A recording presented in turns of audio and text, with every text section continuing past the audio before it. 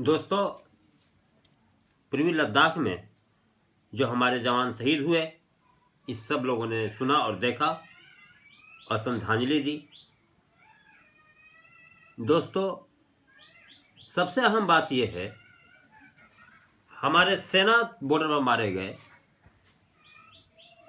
20 जवान शहीद हो गए।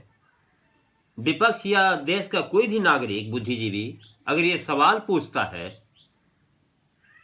कि हमारे सैनिक कहाँ मारे गए, कितने मारे गए, हमारे हिंदुस्तान की जमीन कितने किसके कब्जे में है, इसको साफ करने के बजाय, इसको रिफाइन करने के बजाय सरकार ये कहती है कि इस पर सियासत ना हो।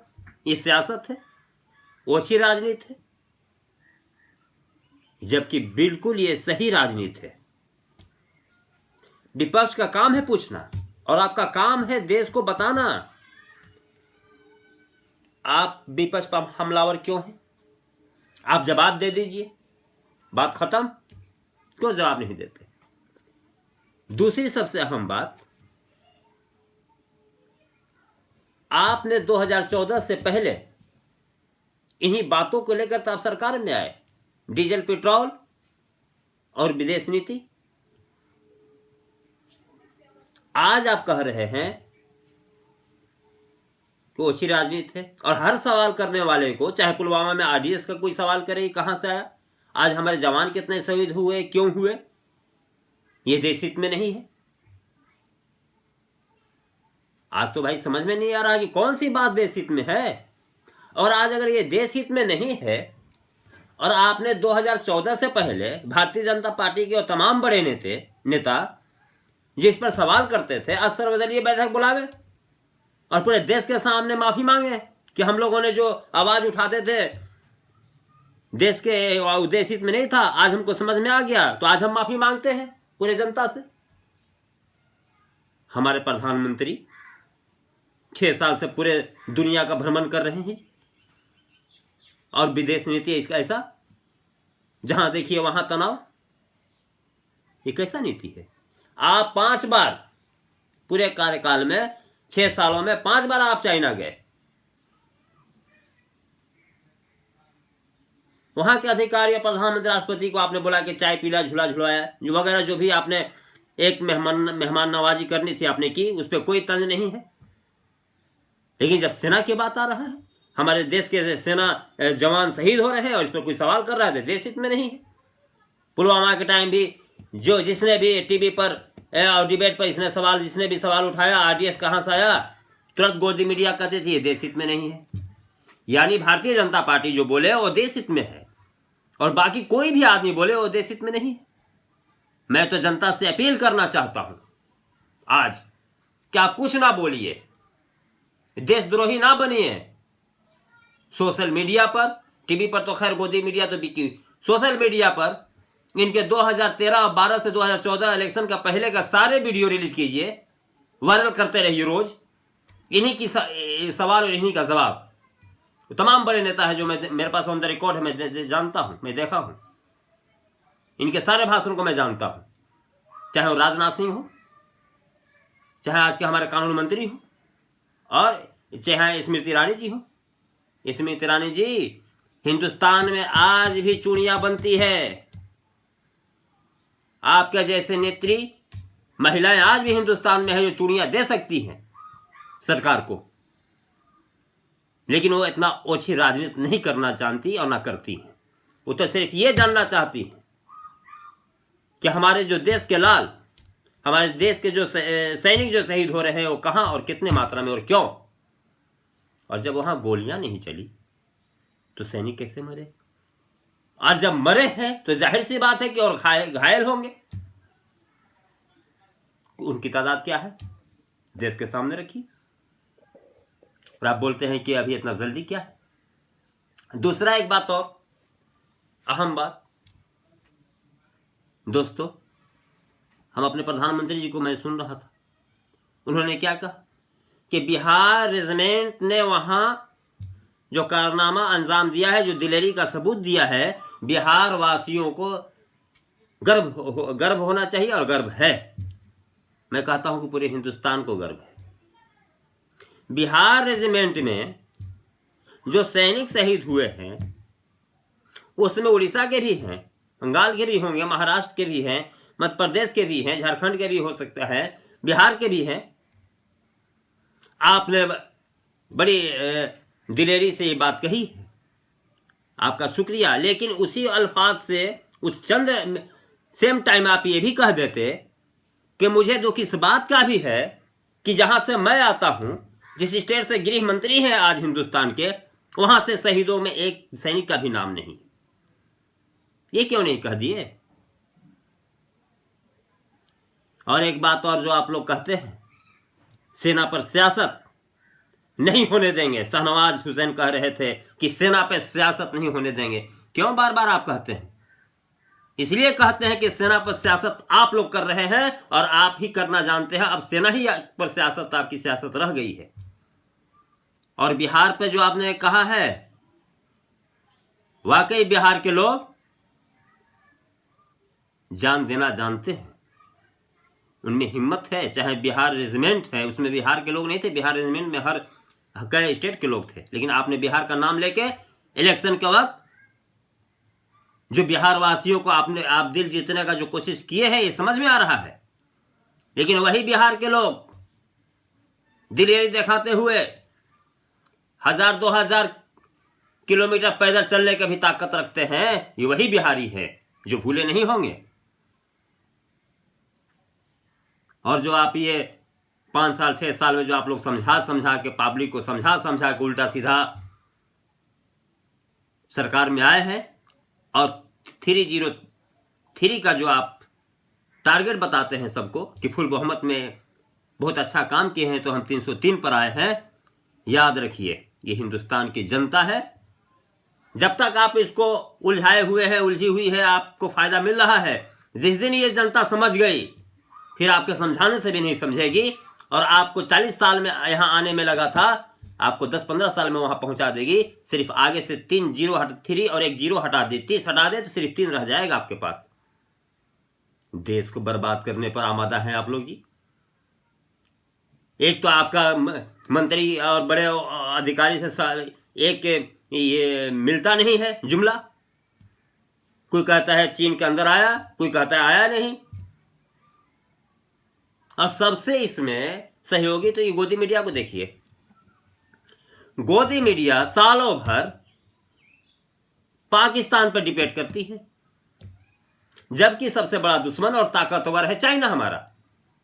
वो पाकिस्तान जिसको कुछ दिन पहले हमने देखा एक टीवी पर, हरियाणा के एक बुजुर्ग ने से जब पूछा गया कि भाई पाकिस्तान क्या है, बोले कि भाई हम तो पाकिस्तान की हैसियत क्या है, पाकिस्तान को तो हम लट से मार के मुआ दें। अब समझिए, ये हिंदुस्तान के नागरिकों में और यहाँ के अवाम में ये जज्बा है। और वाकई पाकिस्तान में कोई दम नहीं है, उसकी जीडीपी देखिए। लेकिन सवाल ये उठता है, और देश के हर नागरिक को इस बात को समझने की जरूरत है कि जिस पाकिस्तान में दम ही नहीं है, उसके लिए हम रात दिन हमारे गोदी मीडिया पर डिबेट चलता है। और जो सबसे बड़ा दुश्मन है, जो ताकतवर है, उस पर कभी कभी इस बात को समझने की जरूरत है दोस्तों। ये देश रहेगा, हम रहेंगे, हम आपस में लड़ेंगे भिड़ेंगे। हो सकता है लोग लड़ाते हैं 5 मिनट के लिए, फिर हम ठीक हो जाएंगे। आज हिंदू मुसलमान जात पात से उठ के सोचना है। और इनके मंसूबों को समझिए। 6 सालों में कुछ भी ऐसा इन्होंने कारनामा नहीं किया है जो कि नागरिक ये आत्मनिर्भर होके और बड़े गर्व के साथ कह सके हाँ कि इन्होंने किया। और सेना को आप कहते हैं कि हम खुला छूट दे रखे हैं। बार बार ये दोस्तों ये कहने की जरूरत क्या है, जरा समझिए। मैं आपको समझाना जो चाहता हूं, बार बार ये सरकार क्यों कहती है कि सेना का हाथ हमने खोल दिया है। ऐसा तो नहीं कि सेना का हाथ कहीं इन्होंने बांध दिया है, और बार बार ये कह के पब्लिक को गुमराह कर रहे हैं। जैसे अब तक एक न्यूज पर मैं तेज प्रताप जी को सुन रहा था, उन्होंने कहा कि इसके पहले के सरकारें जो थी, इतने कमजोर सेना नहीं थी बॉर्डर पर।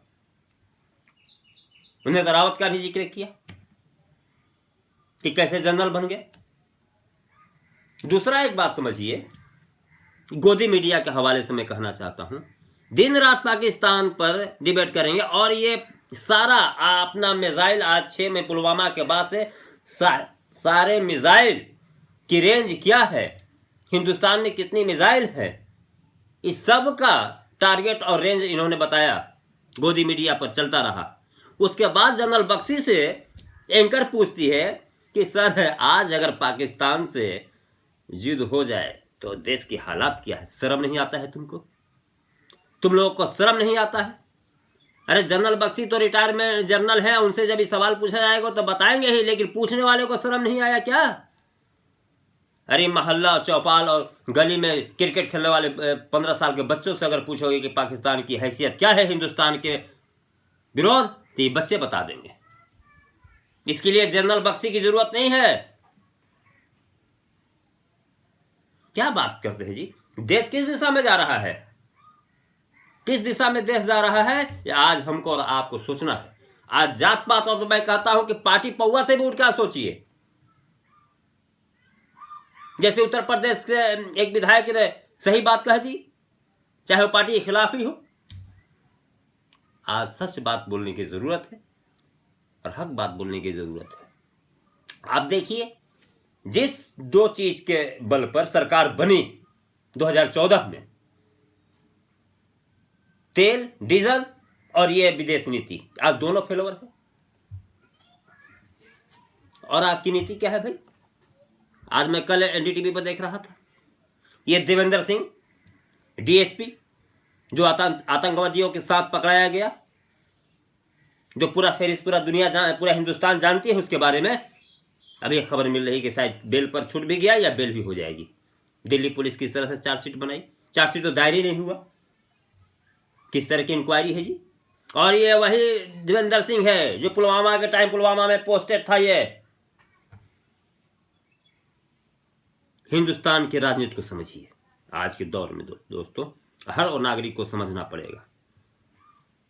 एक तरह से एक आरएसएस के बयान आता है, मैं सोशल मीडिया पर देख रहा था कि हिंदुस्तान की सेना या भारत की सेना 6 महीने में तैयार होगी, मैं 3 दिन में तैयार कर दूंगा। डर जाइए ना भाई, कौन सा सेना आप तैयार करेंगे भाई? भारतीय जनता पार्टी ऐसा कमजोर सेना क्या जो 3 दिन में तैयार कर देंगे? सेना की जो ट्रेनिंग है किस तरह किस मरहले से गुजरती है, मालूम है कि नहीं मालूम है? अगर तुम लोग को नहीं मालूम है तो जाके पहले पता करो कि 3 दिन में कैसे तुम सेना तैयार करोगे अपना। ये बैठे बैठे एक साइड से बयान देते रहता है लोग भी। और सबसे तब बड़ी मुश्किल की बात है कि आज देश हित में क्या है क्या नहीं है।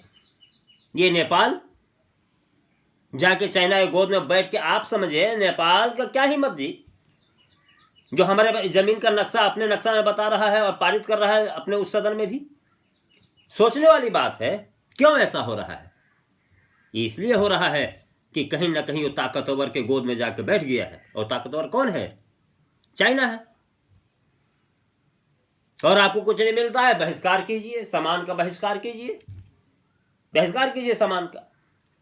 अरे जनता तो करिए देगी। आज जो हिंदुस्तान में हो रहा है, आपने तो कही दिया आत्मनिर्भर हो जाइए, जो करना है जनता को करना है। आप सरकारी स्तर पर सारे जो है डील कैंसिल कीजिए, बहिष्कार आप कीजिए, पहले स्टार्ट कीजिए। जनता के चौमिन क्या बहिष्कार करने से बराबरी होगा?